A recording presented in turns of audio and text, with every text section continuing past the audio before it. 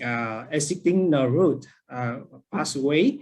Thus, tunnel is makeup of the pedicle of the upper vertebrae and the SAB of the lower vertebrae, and the disc, some ossify.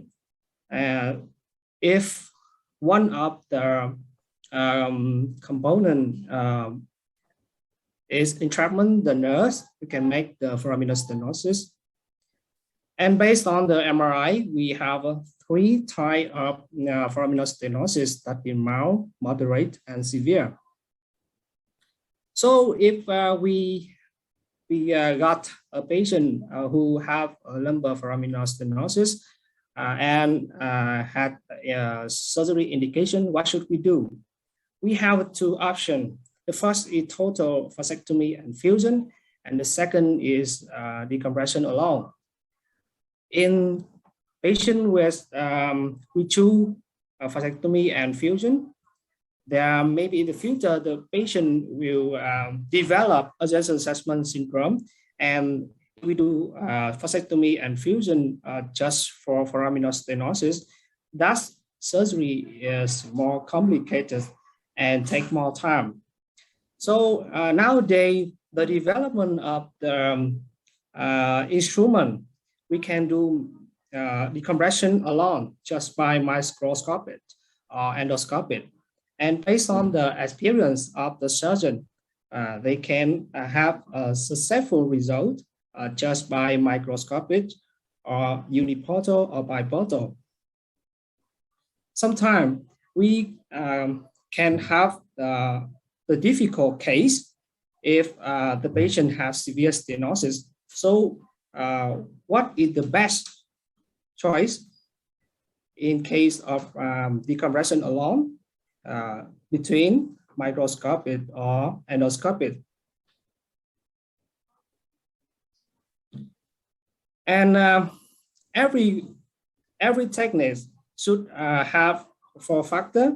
I think that technique should have efficacy, safety, and maybe minimally invasive. And the last thing is economical. And I myself found that UBE have 4 factors. And I learned UBE from Korea UBE Society, especially from Dr. Son Sang-Koo.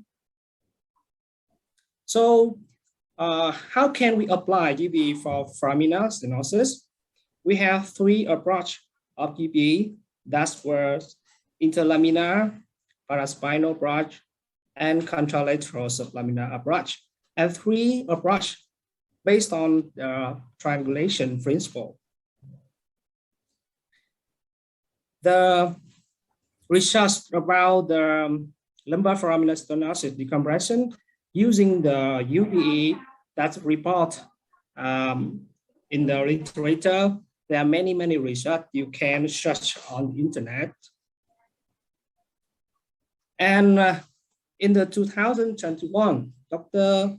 Ji Jun Kim and Dr. Dong Hwa Heo, they report their technique of application of the UBE for the foraminal, extraforaminal lesion, and lateral reset by contralateral approach. And the indication for this technique is foraminal, extraforaminal, central stenosis, or lateral recess. You can see that many types of stenosis can using the contralateral approach. How about L5S1 foraminal stenosis? As L5S1 assessment, that also have the type of foraminal stenosis: intra, extra, central, and lateral recess. But in some case, I think, but in some case, the difficult patient, then they have many type of stenosis combined between the intraforaminal stenosis, central stenosis, and lateral recess.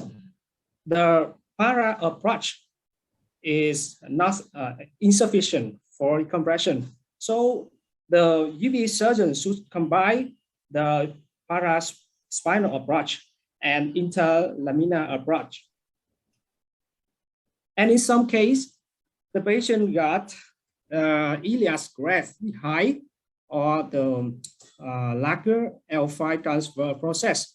The paraspinal approach is very difficult because we need to do more bone working. So I think in case the patient got the foraminal stenosis, interforaminal stenosis, the contralateral approach is the best procedure for this kind of disease. So I will show my experience with a case. This is the male, 76 years old, and he got the pain at left L5 radiculopathy in 1 month. And you can see at the right foraminal, there are 3 L4 root and L5 root. And at the left foraminal, at the L5S1, you can see that's where across left L5 root. On axial image, you can see the existing root entrustment between the SAB of the lower vertebrae and the herniated disc of the L5S1. So this patient have foraminal stenosis from the herniated disc of L5S1 and the compression of the superior articular process. So what should we do? How can we apply the contralateral sublaminar approach? In this case, the patient have the disease at the left side. So we make the working portal and the portal at the right side. And we decompression from the right to left. And how can we make the working portal and viewing portal? In my experience, this patient, I make the working portal at the lower border of the pedicle, of the upper pedicle, and the viewing portal at the upper border of the lower pedicle. And the target point is the junction of the spinal and spinal-laminar junction. And I can check the inclination of the disc by lateral views. And this is operating room setting and instrument. First, I make the working portal and then the viewing portal. This is the target point.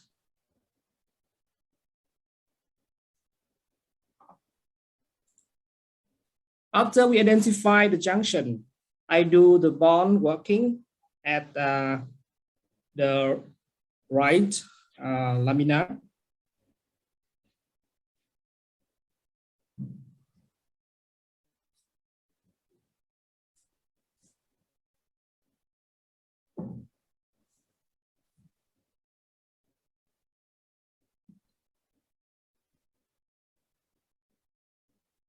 Until I meet the Y shape. That is the junction of the ligament flavum of the left and right that attach to the lamina. I try to do bond working from the right to left until I free the attachment of the ligamentum flavum to the lamina.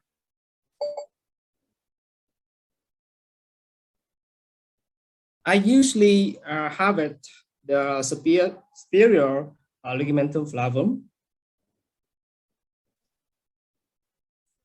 and in this case we do a more meticulous hemostasis. After we free the upper border of the ligamentum flavum, I try to identify the lower border of ligamentum flavum. For end block ligamentum flavum.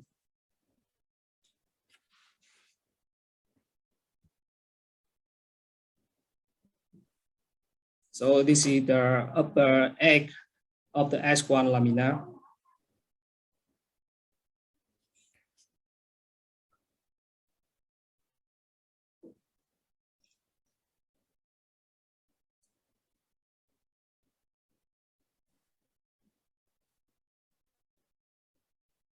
This is very important because you must meticulate hemostasis, and you must have a sufficient area for the endoscope and the instrument for working.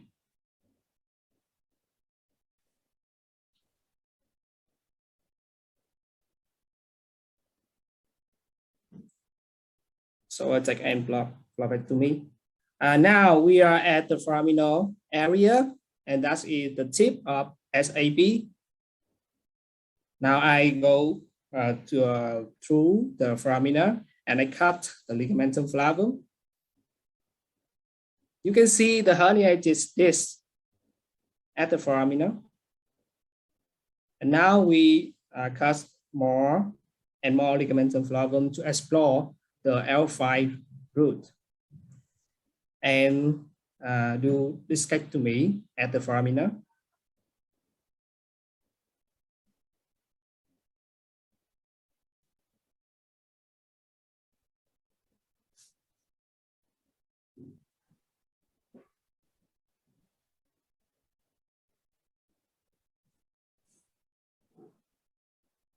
And again, hemostasis is very important because this approach can make the red screen. So you must careful. You can see the exiting root at the foramina, and it's pulsating and the red color, pink color. And now we take more of this at the extraforamina.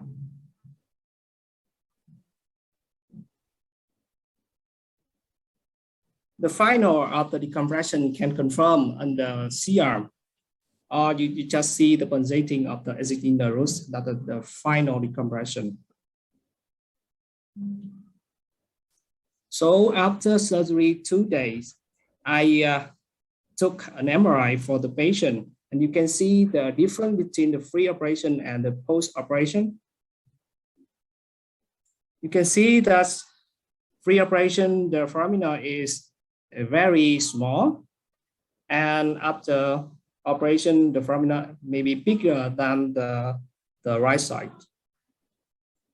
And this is the tract of the contralateral sublaminar approach, and you can see eye preservation on the facet joint. No sacrifice SAB too much. And this is the skin incision of the patient. My experience in this approach is that you must make a sufficient sublaminar space, because sufficient laminar space can permit you freely use spinal endoscopic and instrument, that's without dural injury during procedure. And I think this kind of surgery is very good indication for the patient who have foraminal stenosis combined with central or lateral recess. In patients who have extraforaminal stenosis, I think we must consider the fusion option, or just combine the paraspinal approach and contralateral approach. Thank you for your attention. Thank you very much. Thank you very much, Dr. Nguyen, for this wonderful presentation. I think this is something very interesting. So again, if you have questions, because we have many questions coming, so record your question, put your email, and we will discuss this later and send the questions to the platform and to all the speakers. So thank you. Now let's come to the next speaker, the famous Dr. Sang Kyu Son, Park, Won-wook Hospital, South Korea. His topic is the pursuit of UB welcome. And we are very honored to have you here to present the future of the UB. Thank you.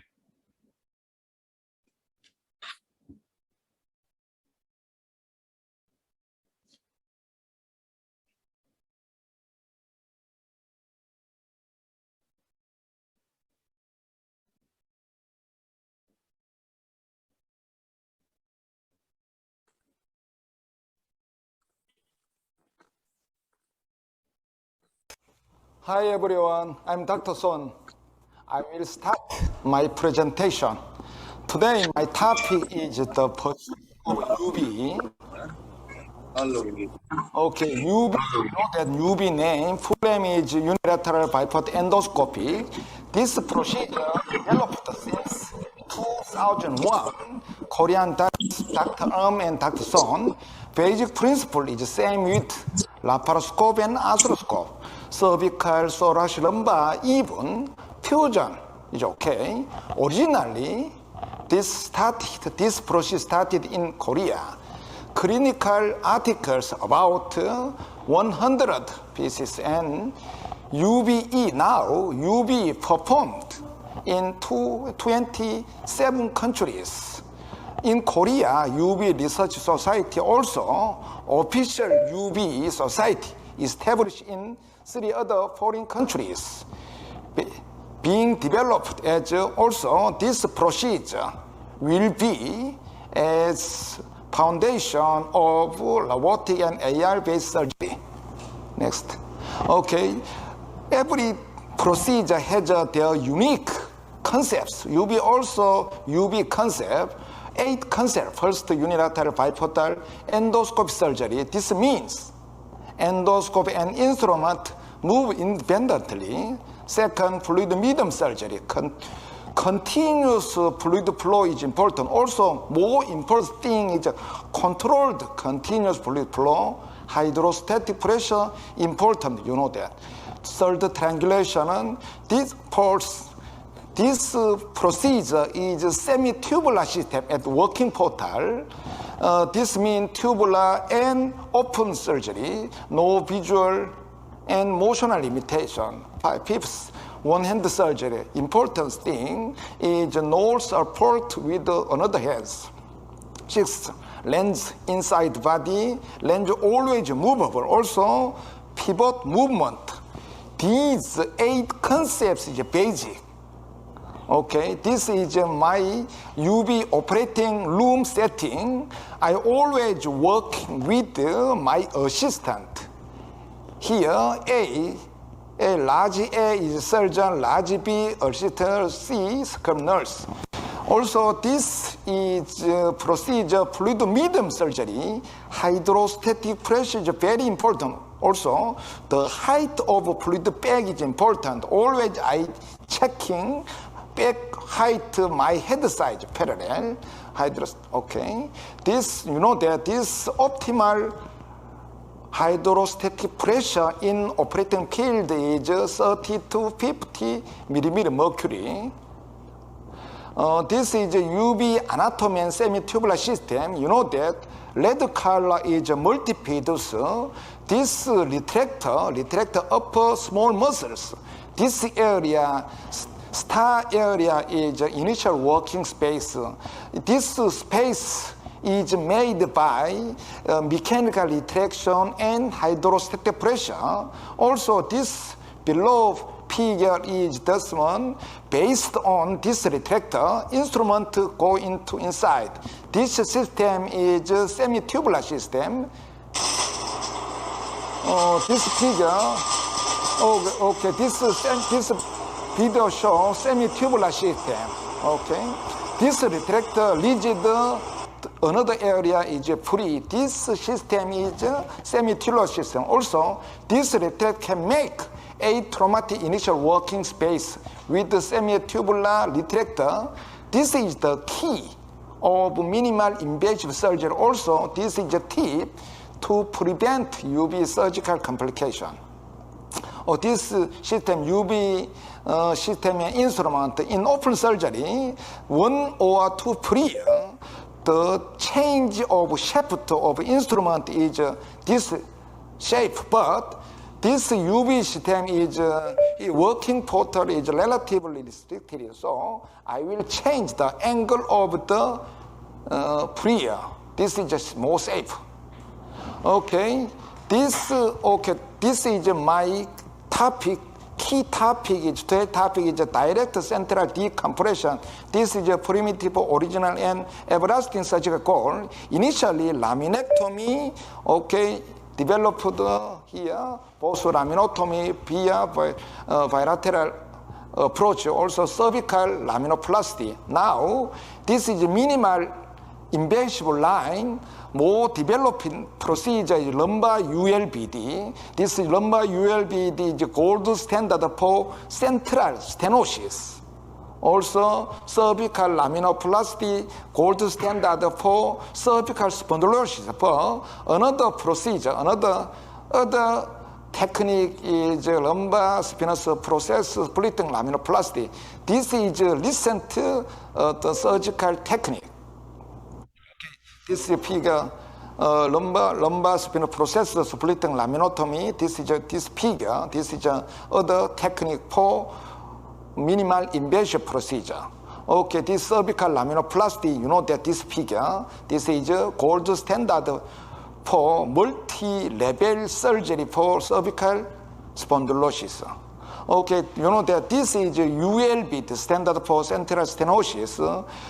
This figure, very important, very famous figure. Unilateral hemilaminotomy, contralateral sublaminotomy, and both pleurectomy. This means, but we must know unrecognized factor for ULBD. That means here, the anatomy, the shape of lumbar spine, large and thick lamina. Also, this is coda echina level, not code level. This is unrecognized factor.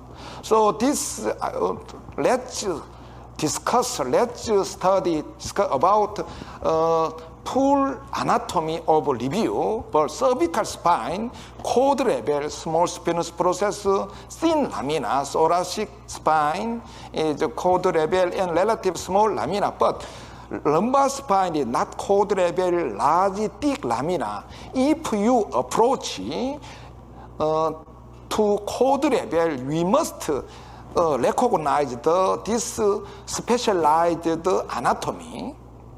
Okay, this is lumbar ULBD. This is microscopic ULBD. Lens outside and soft tissue inside widely dilation here. But this is figure endoscopic ULBD. This lens inside and the lens always to be movable. Also, this one through soft tissue with the semitubular retractor. This MRI here, left side, lens inside, also movable contralateral side. This is the basic concept of UVE ULBD. Okay. Next, UV cervical ULBD for single level.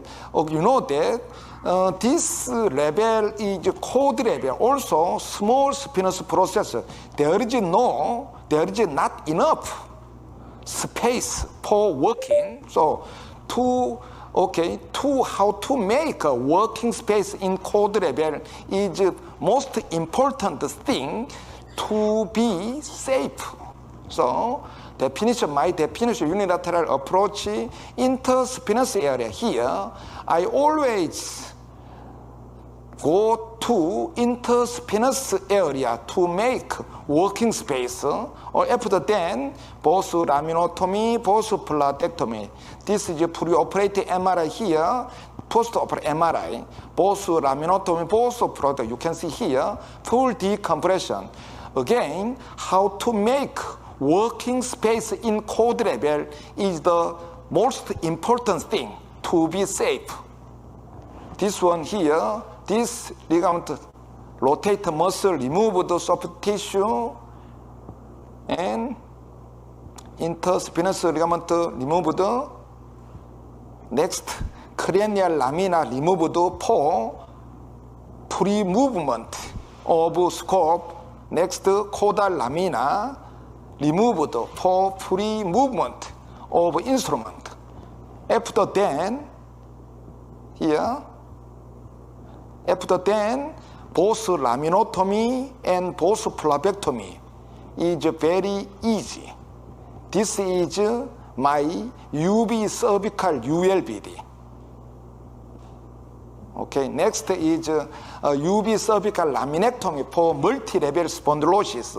I always, this one, definition is unilateral approach and laminectomy with sparing the tip of spinal process. That means here, spinospore tip is floating. Next, both phlebectomy. This case, preoperative X-ray show you can see here, OPLL, post-op MRI here, floating. The tip of spinal process here.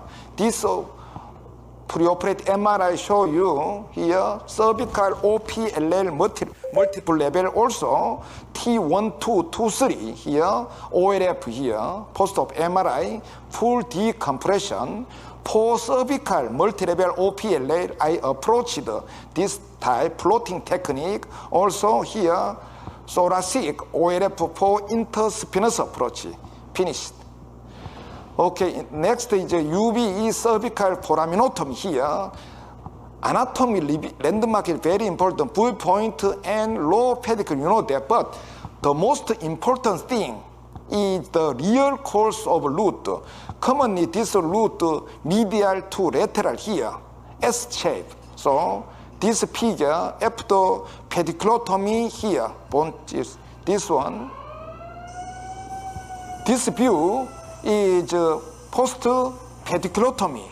After then, here push it down on axillary area. You can see, ventral spur here. This is my UB cervical parameter again. Most important thing is the real course of root. The next UB thoracic ULBD. High and low thoracic is unilateral interspinous approach because this high and low thoracic spine has a relative horizontal spinous process, but mid-thoracic is the slanted spinous process. So high and low thoracic interspinous approach, this type here, 2, 3, full decompression, 3, 4, full decompression.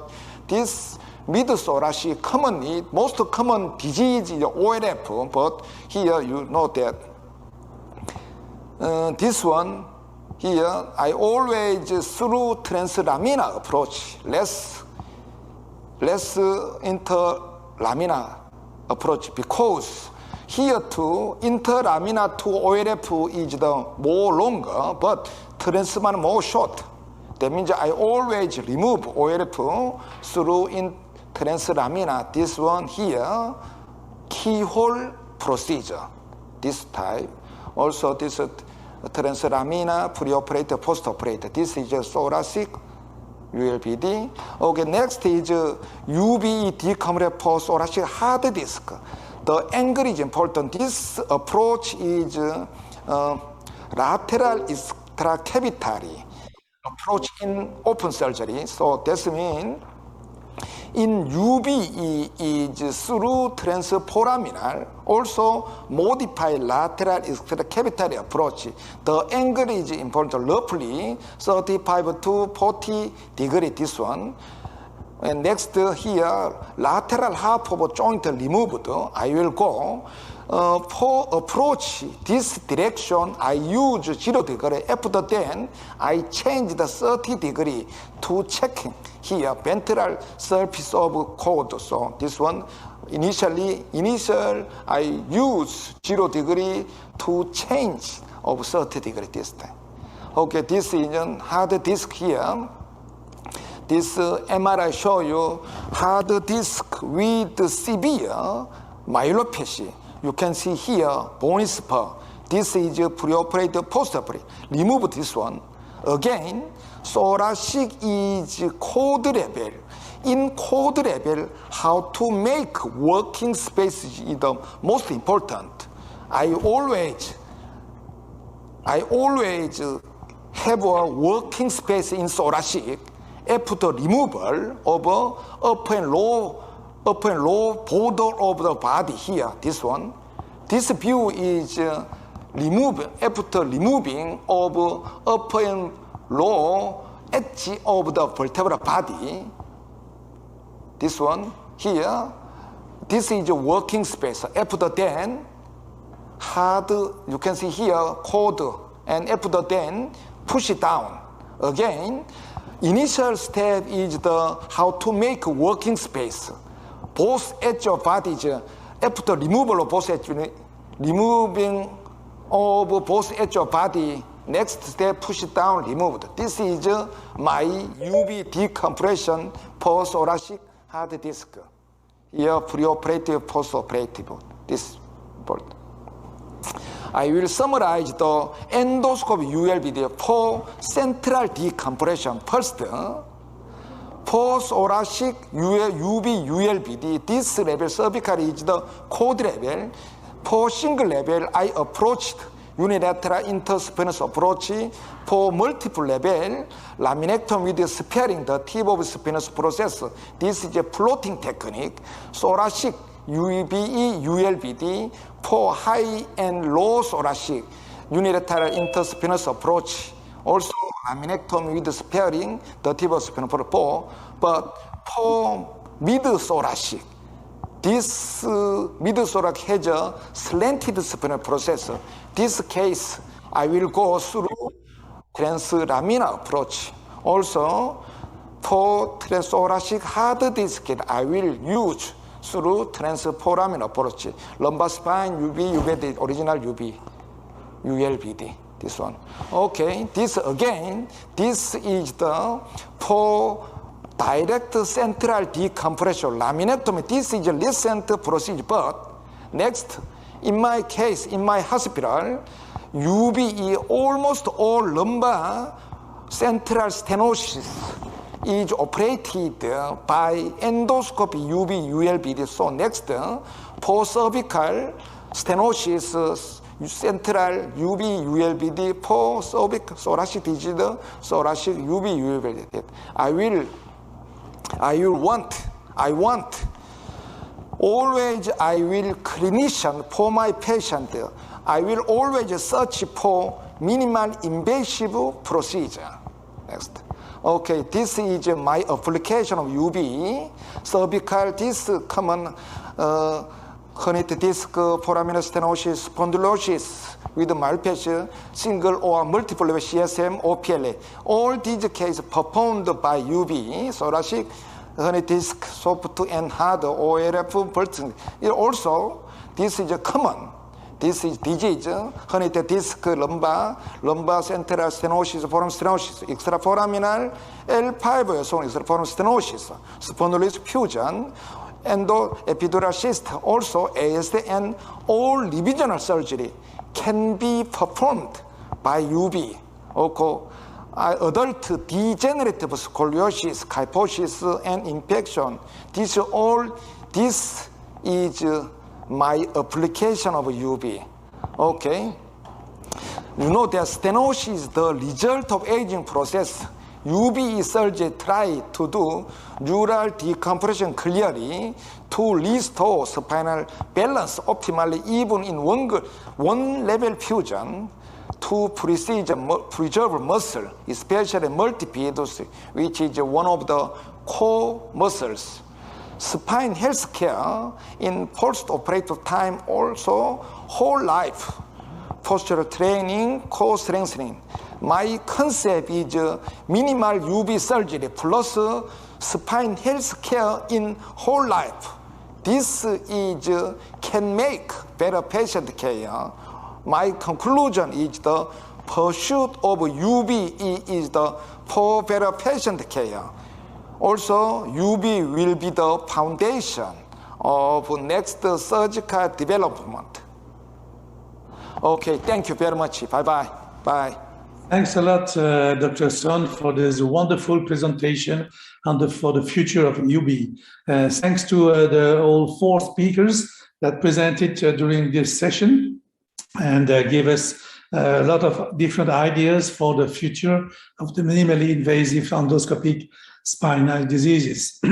Thanks a lot.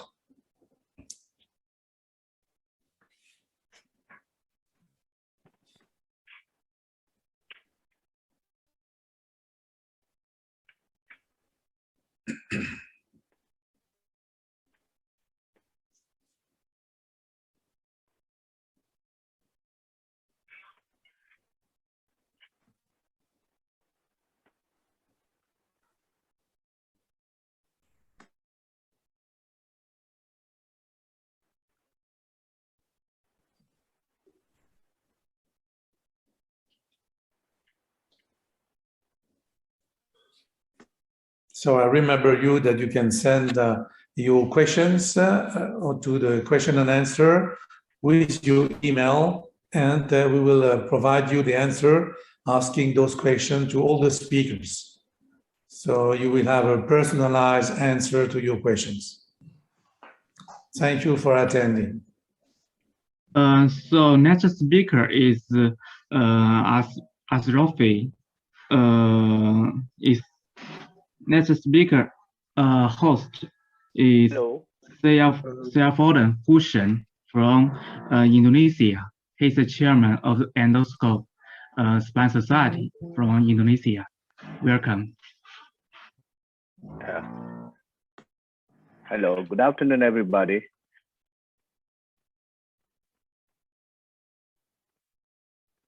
Hello. Good afternoon, Dr. Hussein. Yeah, I hope you can see my, okay. Thank you very much for everybody that we are going to continue next session, which is the 4 speakers will be speaking on this session. 3 of them are Indonesian and 1 of from Japan. So I would like to bring up the first Indonesian speaker from Dr. Yuda Matansakti from Central Java. Your time, Dr. Yuda. Okay, thank you very much, Dr. Richard. It's a very honor for me to be able to support this meeting. Again, thank you very much for the time and availability to also invite us from Indonesia. Please allow me to introduce myself. I'm Yuda Matansakti. I'm coming from Dr. Richard. Have you seen my slide now?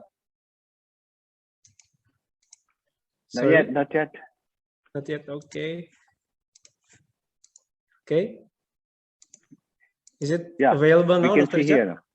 Yes. Okay, thank you very much. Yeah. Again, thank you very much, the chairman, Dr. Syafuddin Hussein, and everybody, all of the Endoscopic Society. Again, thank you very much for the invitation. First, allow me to introduce myself. I'm Yuda Matansakti. I'm here to talk about the L5-S1 awake transforaminal endoscopic technique. I'm going to talk a little bit about overcoming the challenge. As we know that L5-S1 is constantly debating either we will go interlaminary or we go transforaminally with each own benefit. Please allow me to touch on that issue for a little bit. So before we go to the slides, again, I come from Yogyakarta, Indonesia, and I would like to congratulate Professor Kalali for making this session, since we already invite Professor Kalali in our online meeting. Hopefully someday all of you can come to our city live offline, not online. Okay, as a background, as we all know that endoscopic assisted surgery in spine is currently evolving, developing, and continue to rise up in Indonesia particularly, where we all know that the benefit with minimal trauma, blood loss, shorter operation stay. However, there are still debatable concept whether we should have more benefit by using or doing the endoscopic in awake manner, by means of patients. Still, we do it under local anesthesia, although there are limitations and challenges, since we cannot do overall decompression, and then challenges during the docking of the instrumentation or the nerve root traction. And therefore, in this time, I'd like to discuss about the percutaneous endoscopic lumbar discectomy, specifically transforaminal manner in approaching L5-S1. Okay, I think everybody know that when we go inside transforaminally, we go from the Cambion triangle, in which we approach and do the decompression under local awake condition, in which it creates a potential landmark, because we can put our device here in the Cambion triangle, and we can do the decompression and then perform our evaluation directly, because it is a safe site for landing the instrument, where the pain is more or less can be controlled with local anesthesia and under conscious sedation.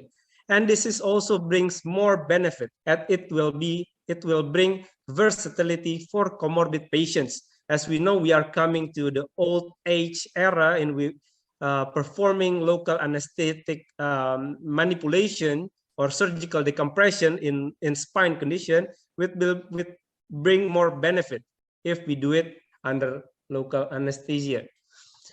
However, there are anatomical challenges. We can meet the iliac crest if we go too lateral and then not so steep, and that usually our goal, it will meet the iliac crest.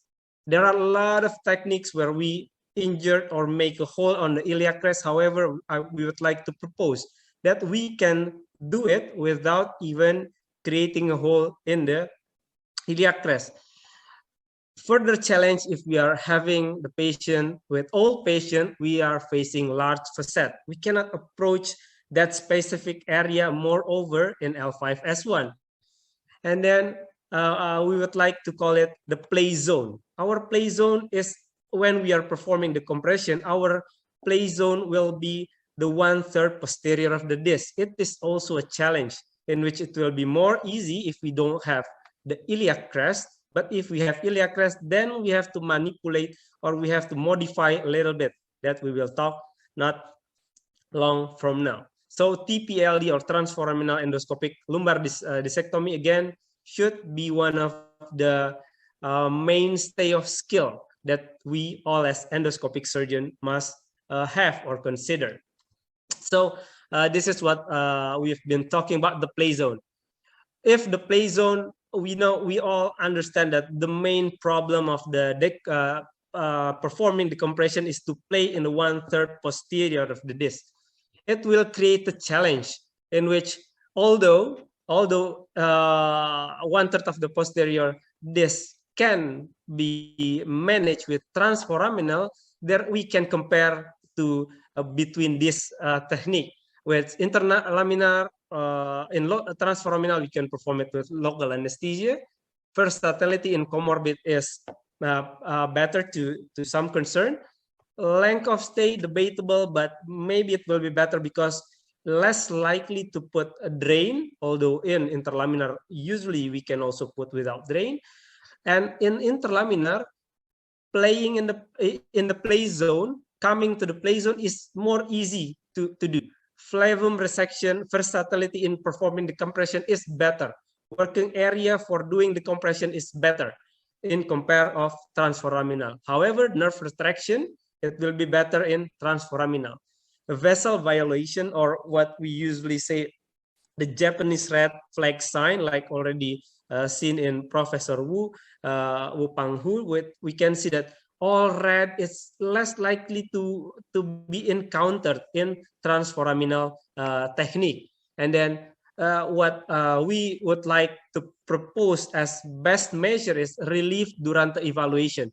You can ask directly whether the pain is resolved or not. Therefore, conducting transforaminal inside-out technique, doing the decompression within side and going out gradually creates better, in a way, for L5-S1 with overcoming the challenges. So we go in and we go out gradually. and then what is the mainstay or the main thing to be targeted is to land on the play zone. Yes, there are versatility, but guiding it with a biplanar guide of the C-arm is really necessary, and also knowing your anatomy.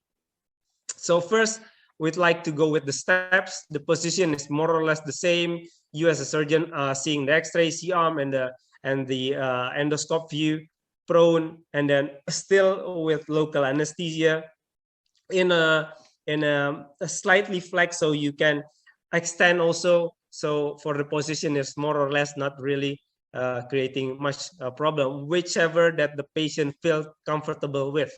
So for skin entry and docking site, this is a little bit challenging. So because there are a lot of papers saying 15 centimeters, 20 centimeters, the main thing is you have to know your goal.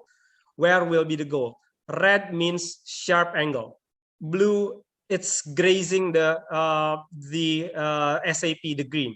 And then usually it is better if we go more slope with a blue line. However, in L5S1, you will meet the iliac crest. So that will be the challenge. Therefore, this is our study saying the best thing to make a slope is in the red angle around 15 centimeters. However, you will meet the yellow part here, the iliac crest. So for L5S1, you have to go a little bit cranially. Therefore, you will not meet the iliac crest, but you have to angle it to 45 degrees. You cannot play within the normal 27 degrees. Therefore, the medial line will be much closer to the medial part of the patient, roughly around 8 to 10 centimeters, and this creates more difficult to go to reach the posterior 1/3 of the disc. So that's after you make sure of your docking site, you know where to land. And then this is also one of the positive thing in doing it in an awake manner, in which you can perform provocative discography. You can really ask the patient, is this the same direct, the same pain that the patient is feeling? Most of all in patient is in multiple level of compression. So again, performing endoscopic in an awake manner is really giving much positive to take into consideration.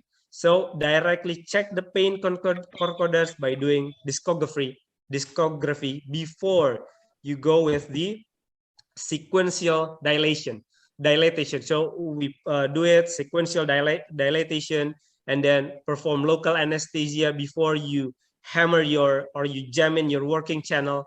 And then also the main positive consideration also performing in an awake manner is that you can directly check the neurologic condition. So while you are enlarging the sequential dilatation, you can also ask the patient whether there are possible neurologic problem. Although in endoscopy, it is less likely to happen, as we all know. Okay, after that, you make sure dilatation and you put your working channel. And I think everybody know that the most challenge in doing L5S1 is it is really a challenge to put it in our play zone. That's why we would like to propose how to evaluate and how to do the decompression, and what should we see when we are sure that what we are doing is enough for the patient.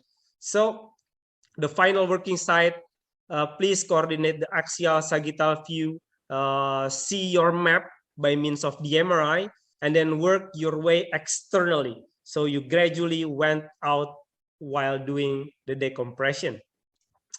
Okay, this is the first view that you might see, a little reddish because when you are putting inside, you might catch some blood in your way going in. But after that, you will see that your scope will be full with the degenerated disc. Again, you will see this view if you do it in the good docking site. So you have to be able to plan your docking site and plan where you will play or what zone will you play. And this will be your usual view. And then you sequentially decompress it.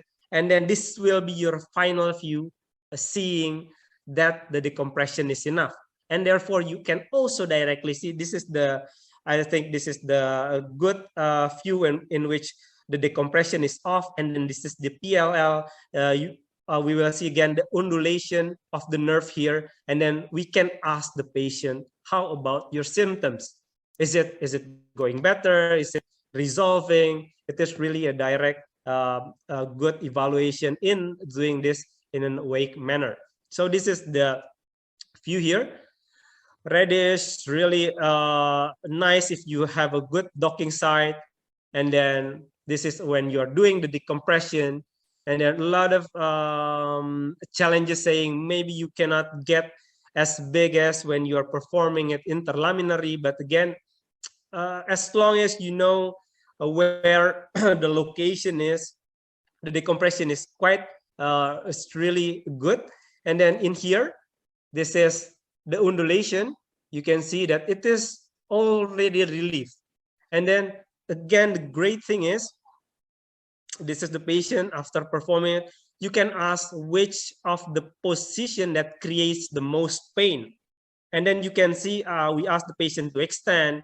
We ask the patient to move the hair, to move the spine, lower spine, and then we'll directly ask whether it is already resolved or not. Should we play more? Should we decompress more? And then if it is all gone, you can see direct relief of the patient. This is the patient 3.1 gram. It's quite big of a decompression doing it transforaminally. Okay, just two quick experiences. How about comparing transforaminal between awake surgery between L4, F5, and then what challenges that we meet? This is our prospective study. So doing it in 48 patients with this demographic measures. So more or less, again, as an endoscopic spine surgeon, I think we have to be, I am very thankful that I'm introduced to this technique by Dr. Ichap and all of the society here, again, proposing to all of us to perform this endoscopic measures because the FAST score is better. The ODI score is better. The short length of stay, you can see directly. However, there are learning curves. In our case, roughly the literature say roughly around 35 patients for awake transforaminal technique.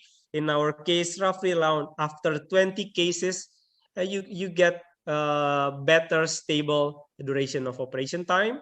And the fluoroscopy shot also. This is one of the least benefit, I think, in consideration of doing it transforaminally, in which you have to take more shots.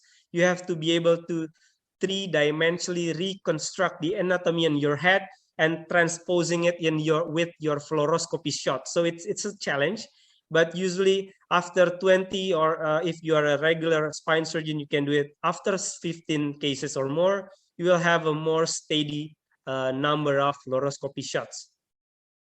And then the difficulty, the challenge first about the level. Again, L5S1 is higher in level, whether it is the time, the fluoroscopy shots. So it is increasing in time. And also this is the duration of time, fluoroscopy shots.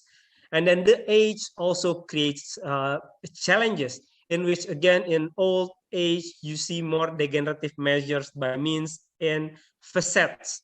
You will have bigger facets. Going it transforaminally, maybe you need more devices, more instruments. Again, despite that, you can still do it in old ages. BMI also, however, in our study is not much of a difference, but bigger patients create more a challenge. And maybe you should think about your working channel with whether it will go in quite further until the docking site. However, again, L5S1 in VASCOR, in ODI, doesn't create much different. So if you are doing it enough, all of that challenges can be met and can be handled. So this is our case, for example, doing it, maybe it's 3-point posterior, it creates good evaluation. And then this is the result, big like this, but after 3 months MRI, you see that you can do it transforaminally. and this is the view, and then it creates a good a lot of positive thing that are seeing in paper. You can you can also see it when you did when we do this kind of a technique. This is also big, and then we can also decompress it. However, there are technical difficulties in our patient. We perform 3 reoperation because not good, and we have several breakage of. This is quite a challenge to evacuate. But then again, if you do it from our series, we are doing it since our first case. We haven't got. Thankfully, we don't have any neurologic problem following our management. As a take-home message, spine endoscopy is widely accepted and then creates satisfactory clinical safety and efficacy. I think we can all be agree on this. And improvement of pain and functional is also good. And then again, we are proposing that transforaminal technique, inside out foraminal lumbar endoscopy, should be one of the technique that we have to be able to do or in as our armamentarium to approach the lumbar herniation. And then the skill is there, and the learning curve, I think we can all agree that if we overcome the challenge, it will be good. And it percutaneous transforaminal endoscopic lumbar discectomy can be a good selection for us and for young surgeons. I think we have to be assured that thank you for Bonds for creating this kind of a education meeting so that we can all do this kind of a technique. I think that will be all my presentation. Thank you very much for Chairman. I give the time back to Dr. Syafruddin. Thank you, Doc. Okay, thank you, Dr. Yuda. Very wonderful presentation that we were talking about the Uniportal and his journey about how he's doing the Uniportal, transforaminal, awake and aware. So now next we move to next speaker. I think these 2 young gentlemen here mostly do the endoscopic practice. So I would like to bring up the second speakers from Indonesia, Dr. Asrafi, wonderful Rizky Gatam. Your time, please.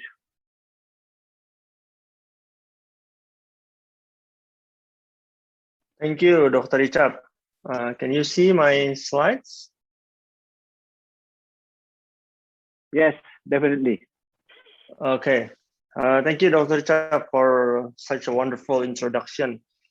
So, first of all, I would like to thank you, the organizing committee, for making this meeting possible. And thank you for giving me the opportunity to explain some of my endoscopic works in Biportal endoscopy. So my name is Asrafi Rizky Gatam. I am an orthopedic spine surgeon from Jakarta, Indonesia. So today I would like to share my works on full endoscopic posterior cervical foraminotomy in management of foraminal disc herniation and foraminal stenosis. I guess if we look at the schedule of this meeting, there's not many surgeons talking about this posterior cervical foraminotomy. So I would like to speak a little bit about it and share some of my works about this procedure. So as we know that radiculopathy caused by foraminal pathology is very common, and up until now the gold standard is ACDF, and we know that ACDF is already accepted all over the world for management of this cervical disc herniation. But ACDF is not coming without a problem. So we know that there is a risk of pseudoarthrosis. We know that there is adjacent segment disease in the long run. And of course, there will be approach-related complications. We know there might be hoarseness, injury to the esophagus, injury to the trachea, and injury to other internal organs around our neck.